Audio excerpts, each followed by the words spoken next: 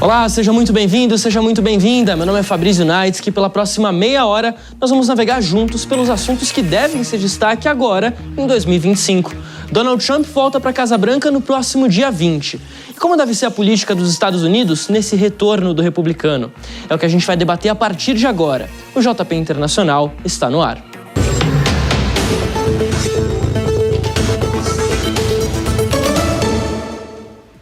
Bom, combinado não sai caro. A gente tinha falado na semana passada e eles voltaram. Para essa edição do JP Internacional, a gente volta a receber dois convidados aqui no nosso estúdio. A professora de Relações Internacionais da SPM, Natália Fingerman. Bem-vinda, professora. Feliz Ano Novo. Feliz Ano Novo, um prazer estar aqui novamente. Um ano diferente já, né? Um ano diferente, com certeza. E também a professora de Direito Internacional, Manuel Furriela. Professor, muito bem-vindo. Feliz Ano Novo para você também. Feliz Ano Novo a você, a Natália, aos telespectadores. Realmente esperamos que neste ano a gente tenha aí boas notícias em termos internacionais. Boas notícias, preferencialmente mais calmas também, né? Depois de um 2024 bem caótico, que 2025 seja um ano um pouco mais leve. E ele vai começar já bem agitado, né? Porque daqui 2 semaninhas a gente tem a posse de Donald Trump. Depois de vencer as eleições contra Kamala Harris em novembro do ano passado, ele volta à presidência dos Estados Unidos agora em janeiro, já no dia 20. O republicano tem 4 anos à frente, os últimos 4 anos de mandato, e prometeu mudanças em todos os aspectos do governo. Foi isso que ele falou durante a campanha, mas a gente sabe que muitas das promessas de campanha de Donald Trump são bem difíceis, para a gente dizer o mínimo, de serem realizadas.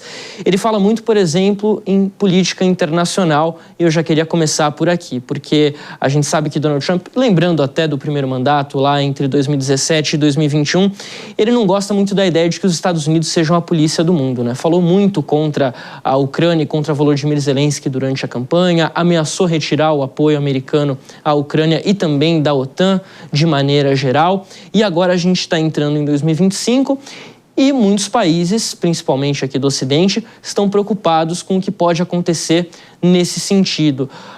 Os Estados Unidos podem se dar esse luxo, digamos assim, de abrir mão desse apoio que eles fornecem hoje para a OTAN, para a Ucrânia? Queria começar pelo professor Furriela.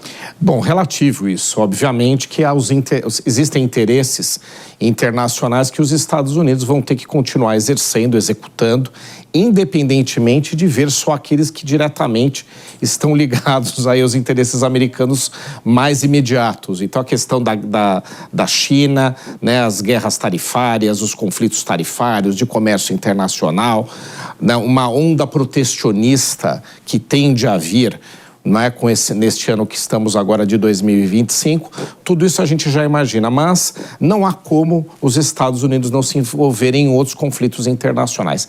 Há uma tendência de ser menos, há uma tendência da saída, né, ou de um novo tipo de papel na Ucrânia, por exemplo, que havia ali um interesse que não era propriamente aquele que Donald Trump imagina para o mundo, até porque ele não imagina os Estados Unidos lidando diretamente com a OTAN ou fazendo o papel principal da OTAN, de interesses que não sejam diretamente americanos. Mas não dá para sair de tudo. Não dá para renegar-se a discutir uma questão como a Venezuela, aqui na América Latina, importante. Não dá para imaginar que ele não vá dar algum apoio a Milei na Argentina, por exemplo, né? Por conta até de uma questão ideológica de proximidade. Então, acho que sim, ele vai diminuir essa visão internacional mais global que tinha Joe Biden, mas não dá para sair de todas as situações, conforme ele disse. E a gente sabe que ele também tem muita questão de eloquência, né, de discurso, uma forma como ele se comunica diretamente com seus eleitores. Professora? Olha, acrescentando o que o professor colocou, eu acredito que o Trump vai, inclusive, manter uma aliança estratégica muito importante com Netanyahu em Israel, né? Eles têm um alinhamento ideológico muito forte, né? Eles já se consideram parceiro. Então, quando a gente olha para a política internacional, talvez a gente tenha um papel reduzido dos órgãos multilaterais. No entanto, a ação dos Estados Unidos vai se manter forte, né? E ele quer passar essa ideia, um Estados Unidos forte, liderado por Trump. Você falou do Netanyahu, lembrei aqui, claro, um dos momentos marcantes da gestão Trump no que diz respeito ali ao Oriente Médio foi quando ele decidiu mudar a embaixada americana lá de Tel Aviv para Jerusalém. Esse é um assunto que dá muito pano para manga, com certeza. Mas agora o cenário é um pouco diferente e a popularidade do Netanyahu não é a mesma de 4, 5 anos atrás, para a gente dizer o mínimo. Ele deve manter esse apoio a Netanyahu? O que a gente pode pensar na relação entre Estados Unidos e Israel, que sempre foi uma relação muito forte, né, professora? Olha, eu acredito que ele já demonstrou na sua campanha que vai manter, sim, todo o apoio a Israel, né? E esse apoio a Israel hoje é representado por Netanyahu. Embora já tenha caído a popularidade dele, ele tem conseguido se manter, né? E o fato dele ter, vamos dizer assim, expandido o território de Israel, ocupando aí parte do Golã e algumas outras áreas, do meu ponto de vista, faz com que ele não vá sair do poder tão rapidamente. Infelizmente, eu acho que ele deve se manter e o apoio vai se manter sim, porque é um apoio que vai vir do Trump, do Congresso norte-americano, que é um Congresso que ele tem maioria, né? Então a gente sabe que tem muitos interesses nos Estados Unidos que estão relacionados a essa questão. E tem uma questão de visão, né? Também neste novo momento conservador, ou neoconservador, eu diria, né? Até porque tem umas características interessantes, né? Os republicanos dos anos 80, eles eram contra o protecionismo. Tanto é que a gente achava até que para o Brasil era benéfico, a gente exportava mais.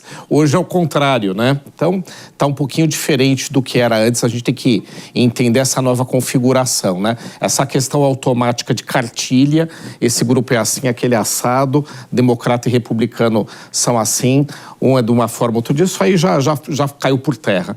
Mas, de qualquer forma, há sim uma questão de identidade com Netanyahu, né? Num grupo de líderes internacionais ligados diretamente ao perfil de Donald Trump, mas, além disso, a gente sabe que Netanyahu propôs uma agenda a Israel.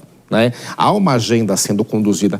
Dizem que é um caos, que é uma bagunça. Não é nada disso. Está muito claro. Né? Você tem ali o combate aos principais inimigos externos, né? Enfraquecer o Irã para não alimentar os grupos terroristas, desmantelar aqueles grupos. Até no Iêmen ele fez operações, como a gente acompanhou.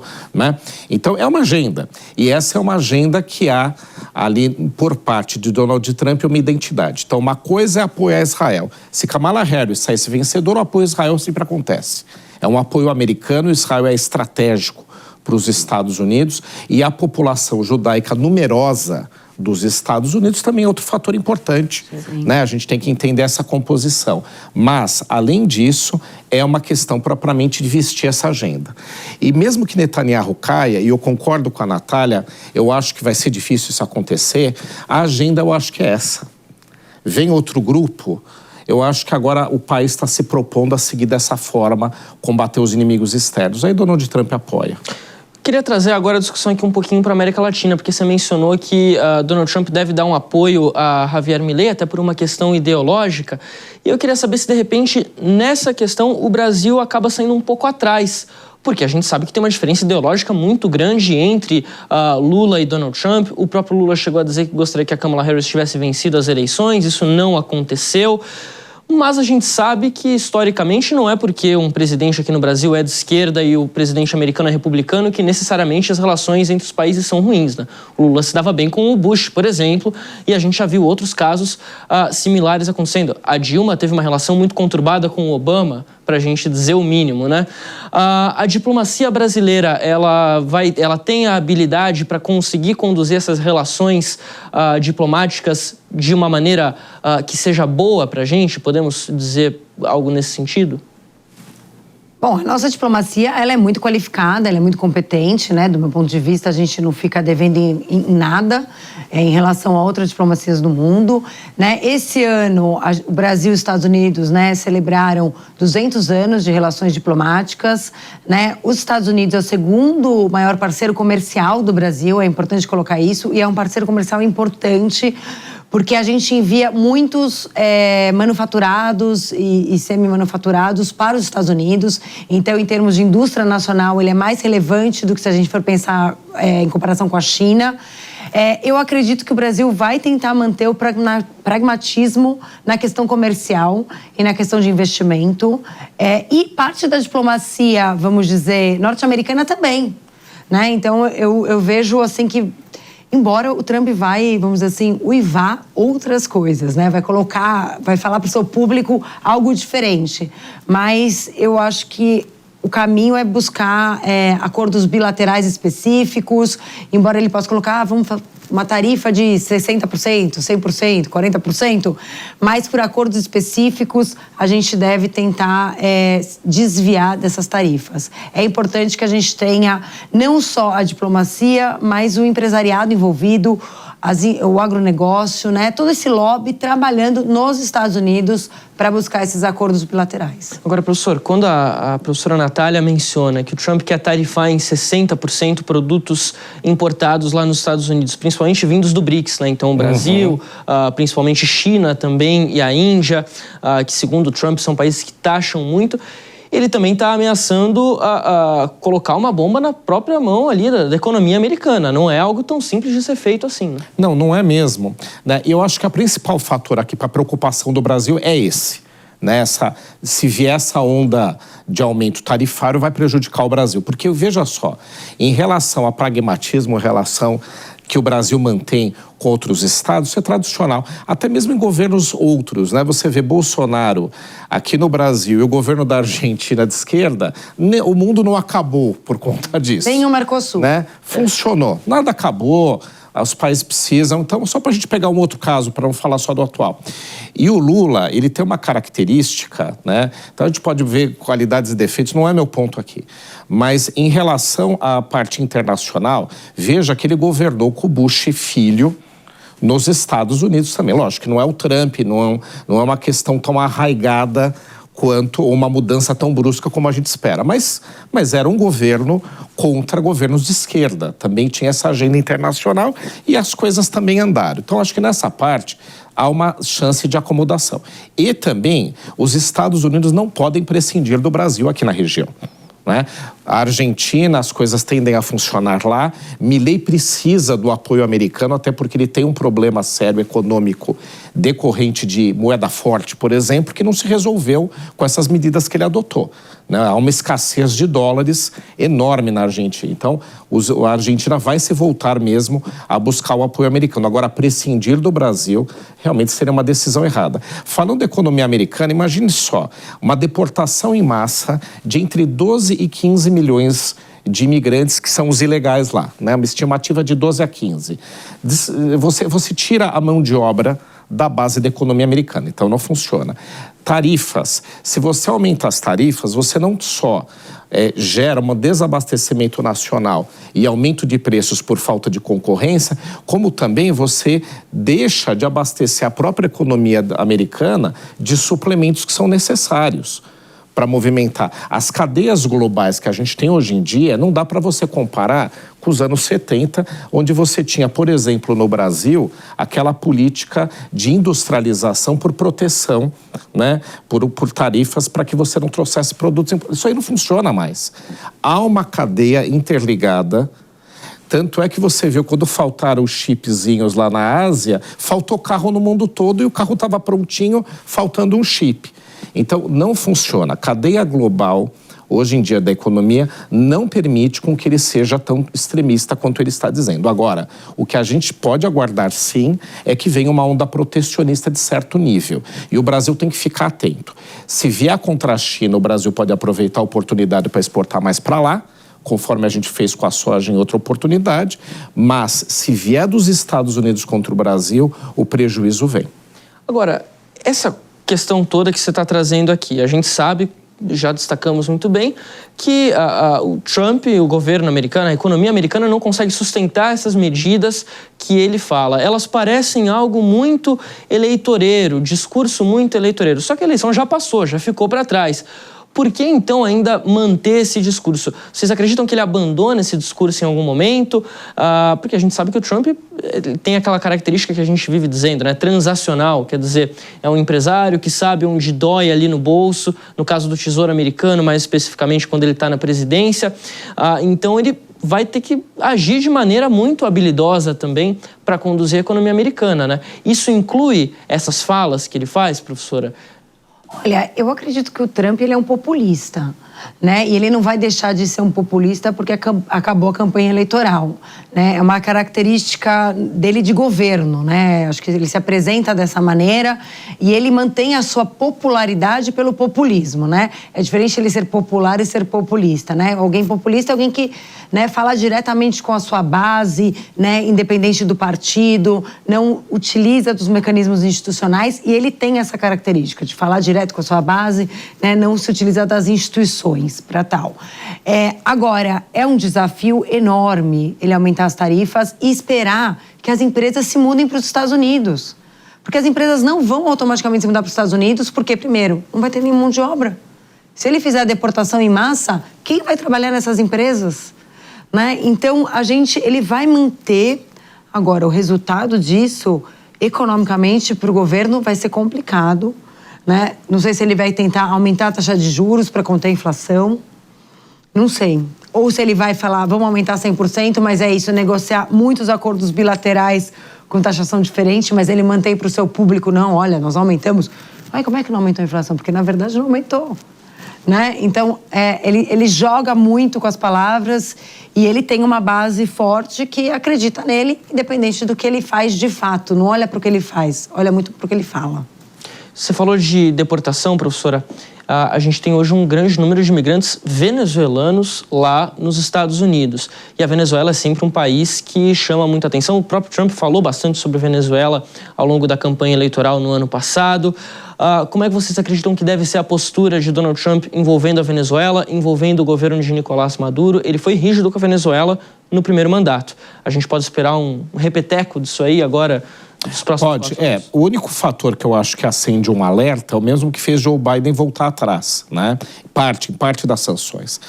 Onde que o Joe Biden recuou, né? E foi muito específico, foi na questão do petróleo, porque você teve a guerra da Ucrânia, e lembrando aqui que naquele momento a Rússia era um dos maiores exportadores de petróleo do mundo, chegou até a ser o maior em alguns momentos, mas de qualquer forma, faltou aquele produto. Ela se voltou à China, tentando lá, como a gente já mencionou em outras ocasiões, se resolver, mas especificamente o petróleo venezuelano fez diferença. E também para resolver as perdas das empresas petrolíferas. A Chevron, né, teve muita perda na Venezuela quando teve o cancelamento de contratos. Então foi lá, fez um alívio para atender aquela situação específica e engatilhou em exigir eleições limpas, que a gente depois viu que também não aconteceu. Mas pediu, né? Botou lá um pacote, falou, não, é por causa das eleições limpas. Não, era por causa do petróleo também. Então, ele monta várias conveniências. Se essas conveniências forem interessantes, eu acho que Donald Trump não vai, né, acelerar as sanções. Se não forem, e talvez resolvendo a guerra lá da Rússia com a Ucrânia, isso também permita, né? Ele vai acentuar as sanções, né? É uma questão ideológica importante, há uma questão de posicionamento americano, né? É contra essa agenda de Nicolás Maduro. O Donald Trump não tem muito essa característica de levar aquela agenda clássica americana, né? De democracia pelo mundo, incentivar, não é muito a dele, né? A dele é uma agenda mais prática, mais de dia a dia. Então, se for útil, realmente ele não acelera as sanções. Se não for, a Venezuela aguarde que venha uma aceleração delas. Não acredito em intervenção militar, nada disso, né? Já não é uma forma como os Estados Unidos conduzem, como fizeram no Panamá no passado, né? Aqui na América Central em alguns episódios. Mas sanções adicionais têm uma tendência a vir, a não ser que haja alguma outra conveniência. Alguma coisa a acrescentar, professora? Olha, acredito que, assim, concordo com o que o professor colocou e acredito que a Venezuela é uma situação que o Brasil ficou numa situação muito delicada, também, né? Total. Lembrando, né, a questão do Acordo de Barbados, porque os Estados Unidos decidiu fazer as eleições limpas e para isso contou com o apoio do Brasil, Colômbia e México. E no final, hoje a gente tem uma relação Brasil e Venezuela conturbada, o que, em certa medida, é até interessante para o Trump se ele quiser aumentar o número de sanções, porque a Venezuela vai se tornar totalmente isolada, ela já está praticamente isolada aqui da região.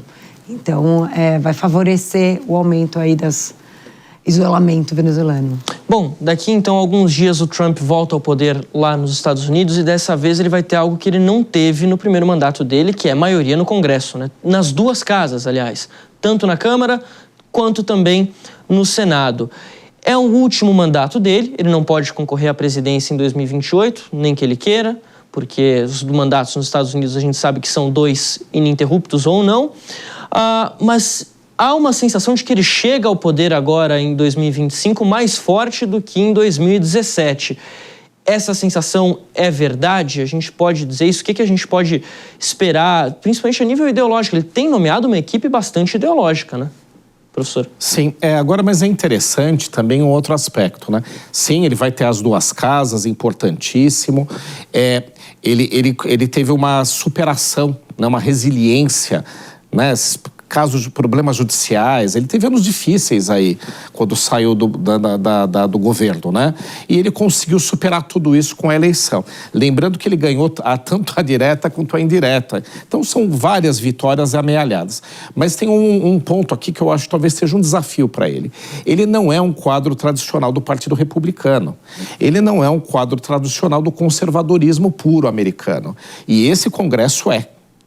Esse Congresso representa o que de mais tradicional tem nos republicanos e uma onda neoconservadora. Então, independentemente da agenda dele, o país caminha para o conservadorismo por conta também do legislativo. Então, a gente pode dizer aqui, pode especular, professor, uma possível dissidência de republicanos no Congresso contra Donald Trump? É possível a gente imaginar isso acontecer? Eu acho que não, mas eu acho que ele vai ter que seguir essa agenda conservadora. Ele tem uma parte dela já, né, no seu ideário, mas vai ter que seguir também preceitos que sejam ditados por lá, que não necessariamente seriam aqueles que ele seguiria pegando o exemplo do seu primeiro mandato.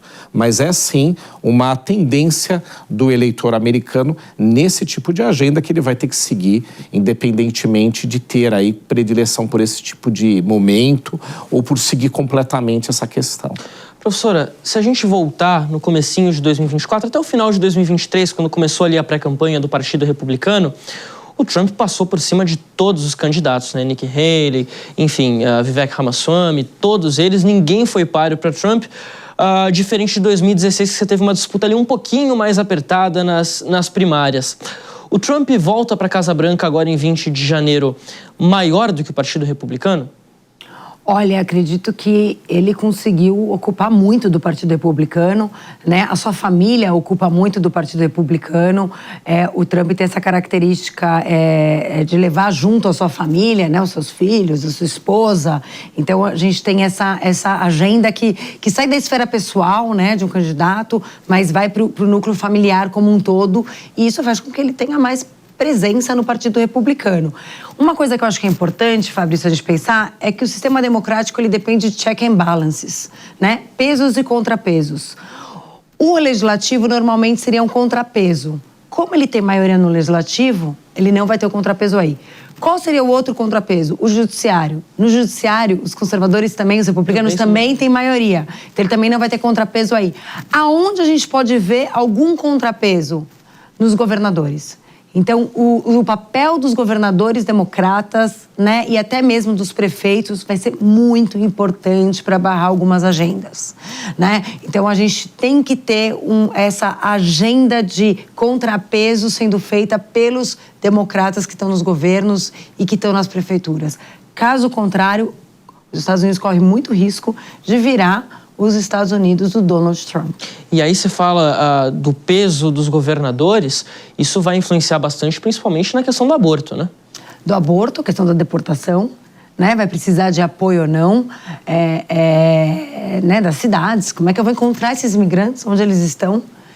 Então, eu acho que a gente vai ver aí um papel relevante. Inclusive, se eu não me engano, logo depois da vitória de Donald Trump, a cidade de Nova York já declarou que qualquer cidadão de Nova York é de Nova York, independente de sua origem, sinalizando já um contrapeso à política de imigração de Donald Trump. Bom, tem um nome que vai entrar com Donald Trump na Casa Branca daqui 2 semanas, que é bem conhecido do público internacional, vamos dizer assim, que é o de Elon Musk, né? Chamou muito a atenção a nomeação dele, ele foi um grande cabo eleitoral de Donald Trump na campanha no ano passado e agora ele assume o cargo de diretor do Departamento de Eficiência Governamental. Vai ali ver o que pode ser cortado do governo para fazer economia. Mas vai ter alguma influência de fato ou é algo mais populista mesmo? O que você acredita, professor? Eu acho que ele vai ter uma equipe, né, propriamente, para cuidar desses assuntos. Ele é uma figura representativa nesse tipo de agenda, ele não é um agente público, ele não é alguém que tem essa experiência administrativa, né? A administração pública tem muita peculiaridade. Os Estados Unidos é um país complexo, mas eu acho que ele vai montar uma equipe nesse sentido. Mas eu acho que é mais uma questão da influência que vai ter Elon Musk nas tomadas de decisões econômicas, né? A gente sabe que há uma série de restrições sendo criadas para novas tecnologias. Da inteligência artificial é a mais notória. Mas há um desafio ético, há um desafio em termos de utilização das novas tecnologias. Eu acho que a partir do momento que se coloca quem é o mais representativo dessas novas tecnologias no governo, né, inclusive de redes sociais, etc., há uma demonstração de que vai ter uma tendência para a economia americana liberalizar o uso dessas tecnologias. Então, acho que esse é o principal recado, mais até mesmo do que uma mudança em gestão pública. Vai ter lá uma equipe, a pasta é composta por vários adjuntos né, ao novo secretário, mas eu acho que é um recado em termos de tecnologia, né? Então, é que você tem aí a Europa tentando regular, a China, a gente tem reflexões no Brasil, então aí é uma abertura, uma facilitação para essas tecnologias. Professora? Ao mesmo tempo que a gente vê um protecionismo no comércio, a gente vê um processo de desregulamentação em todo esse setor, né? E que vai em linha com a agenda de desregulamentação neoliberal dos anos 90, dos anos 80. Então, nesse aspecto, está em linha com o pensamento até dos anos 80 e 90. O Elon Musk, do meu ponto de vista, Fabrício, ele tem um conflito de interesse muito grande. Por quê? Porque o interesse dele principal é a Starlink, né? Então, a gente pode ver um processo de privatização da NASA, né? E de conhecimento muito importante que a NASA representa para os Estados Unidos, conhecimento científico para os Estados Unidos, que podem acabar indo para a mão de alguém privado. E não sei se isso, no longo prazo, é interessante para a defesa militar norte-americana. A Starlink hoje é a joia da coroa do Elon Musk, mais do que a SpaceX, mais do que a Tesla, é isso que a gente pode imaginar? Sem dúvida, porque a Tesla ficou para trás. Os chineses ocuparam esse mercado e estão muito à frente. Quando você olha o setor automobilístico, o aumento das vendas de carros elétricos chineses... Porque houve uma disseminação tecnológica, né? Porque a limitação para o carro elétrico, há uns anos atrás, era a da autonomia. Né? Você abastecia, a autonomia era muito pequena, e aí com essa nova tecnologia usando o lítio, que é uma tecnologia que a Tesla foi a maior contribuidora, e agora ela se disseminou. Né? Outras, né, as chinesas principalmente, têm essa condição. Então, eu concordo com você. Tem a questão da tecnologia espacial, né, que ele desenvolve. Também concordo com o seu ponto de que pode haver um conflito de interesse aí, né, no uso dessa tecnologia. Né? Mas a Starlink continua a joia da coroa por ser aquela que domina uma série de tecnologias que ainda não estão disseminadas, não tem grandes concorrentes. E uma coisa sobre os chineses, só adicionando que eu acho que é interessante, que eles conseguiram uma produção tão grande pelo fato deles controlarem toda a cadeia de produção. Então, eles hoje dominam o cobalto na África, eles que têm o lítio. Então, eles estão com toda a cadeia de produção. Muita coisa pra gente ficar de olho, né? Muita. Vai ser um ano bem intenso agora. Aliás, 4 anos bem intensos que a gente pode imaginar de Donald Trump de volta no governo americano. Ano que vem já tem eleições legislativas de novo lá nos Estados Unidos, que pode mudar bastante esse cenário e a gente vai seguir contando com a presença, a participação de vocês ao longo dessas coberturas que a gente vai ter. Professor Manuel Furriela, muito obrigado pela sua participação aqui no JP Internacional. Eu que agradeço, parabenizo a programação da Jovem Pan na parte internacional. Se você vê no ano de 2024, pegando ali como as questões, como sendo os primeiros a noticiar, como o tiro do Donald Trump, a Jovem Pan foi a primeira no Brasil a noticiar, né, por exemplo. Verdade. Então, parabenizar a programação. Obrigado. Professora Natália Fingerman, muito obrigado pela sua participação também. Muito obrigada, Fabrício. É um prazer estar aqui com você e espero estar mais vezes em 2025. Estaremos juntos com certeza, porque vocês vão ser sempre muito consultados por aqui. A gente vai ter muita notícia para dar em 2025. Bom, o JP Internacional dessa semana vai ficando por aqui. Nosso próximo encontro é no sábado que vem, e claro, ao longo de toda a programação da Jovem Pan News. Muito obrigado pela sua companhia e até a próxima.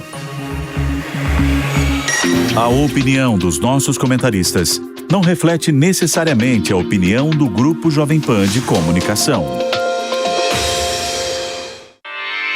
Realização Jovem Pan News.